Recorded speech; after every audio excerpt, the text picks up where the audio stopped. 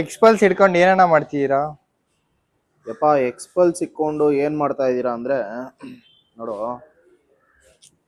ಇದು full clutch ಬೆಲ್ಲದು rubber. ಹಂಗೆ ಇಲ್ಲಿ ನೋಡು,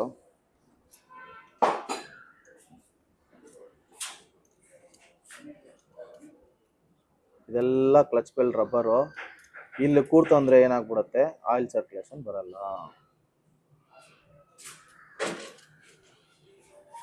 ಇದನ್ನ ಒಂದು ಸರ್ವಿಸ್ ಬಿಟ್ಬಿಟ್ಟು ಒಂದು ಸರ್ವಿಸ್ ಬಿಚ್ಚಿ ಕ್ಲೀನ್ ಮಾಡಾಕಿ ಆಯಿಲ್ ಸರ್ಕ್ಯುಲೇಷನ್ ನಿಂತೋಗ್ಬಿಡುತ್ತೆ.